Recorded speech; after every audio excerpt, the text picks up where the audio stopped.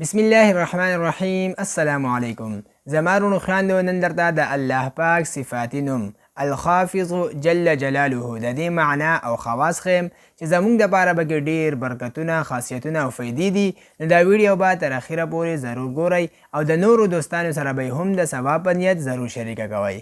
زمارونو خواندو د الله پاک صفاتی نوم الخافض جل جلاله دا د الله پاک صفاتی نوم دی. معنی دا نافرمانو لره ښکته کوونکی. اوس د دې یو څو خواص دي، دغې ته غوږ شئ.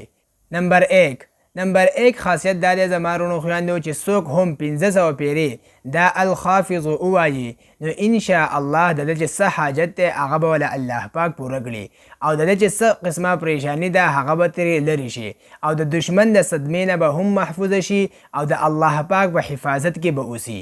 دی اولنی خاصیت. نمبر 2 خاصیت دا دی چې څوک هم زر پیرې دا لولي الخافض لولي نو انشاء الله دی به د ټولو دشمنانو نه محفوظ شي. نمبر 3 خاصیت دا دی چې څوک هم 3 ورځې روژه ونیسي او په 4مه ورځ باندې په یو مجلس کې څو کسان او یا زره پیرې دا الخافض ووایي نو انشاء الله په دشمن باندې به ورته فتح نصیب شي.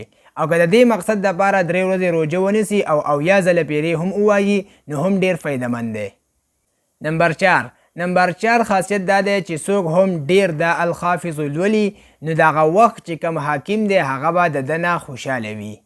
نمبر 4 خاصیت دا دی که چاته څه قسمه هم څه مشکل پیښ شي نو هغه دی د هر مانځه نه بعد 1481 1481 پیرې دا الخافض ووایي نو دا له ډیر فایدهمند عمل دی. نمبر 5 خاصیت دا دی چې څوک هم د یو ظالم نه یریږي نو هغه دی اویا پیرې دا الخافض ووایي نو انشاء الله د دغه ظالم د ظلم نه به دی محفوظه وي. نو دوستانو دا و د الخافض جل جلاله د الله پاک صفاتی نوم معنا او خواص. امید دی چې تاسو به پې پوهه شوی. دا ویډیو د نورو دوستانو سره ضرور شریکه کړئ. تر د بلې ویډیو پورې راکړئ اجازت. جزاک الله.